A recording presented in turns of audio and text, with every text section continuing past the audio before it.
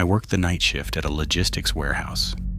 Inventory checks, camera monitoring, long hours with nothing but humming lights and empty aisles. It's the kind of job where time stops feeling real.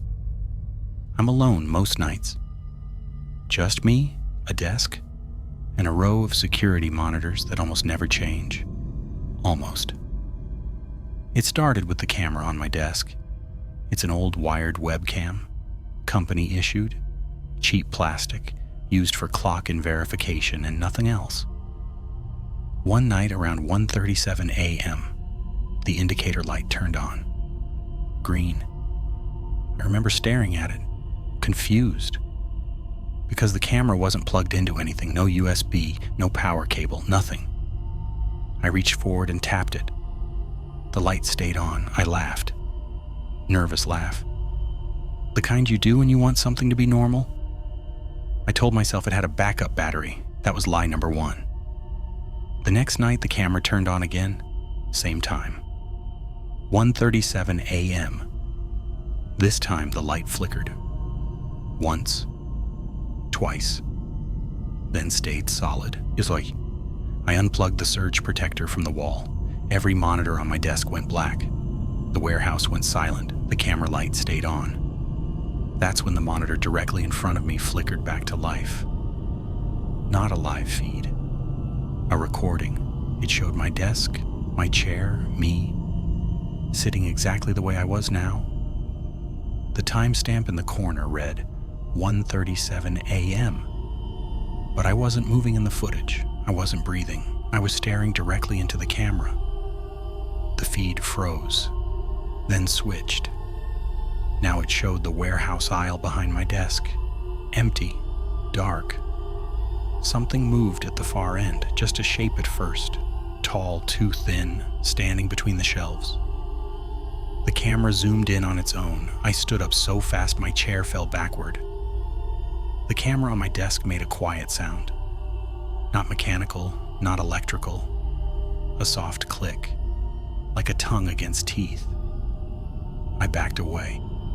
The green light turned red. Recording.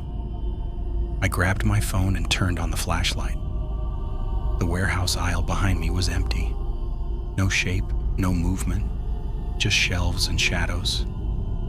When I turned back to my desk, the monitor changed again. Now it showed a hallway, not part of the warehouse. Carpeted, residential, a door at the end. My apartment door. I recognized the dent near the handle. The timestamp changed. 2:14 a.m. The camera angle moved closer to the door. I whispered out loud, "That's my apartment." The camera on my desk tilted toward me slowly, smoothly. The red light pulsed. Once, twice. A line of text appeared on the screen. "You should be home by now." I ran. I didn't clock out. I didn't grab my jacket. I left the warehouse lights on and drove straight home. When I opened my apartment door, everything looked normal. Too normal. I checked every room, closet, bathroom, bedroom, nothing. Then I noticed my desk. The webcam sitting neatly in the center, plugged in. The green light turned on. The monitor on my desk lit up. Live feed. It showed me standing there, phone in my hand, breathing hard.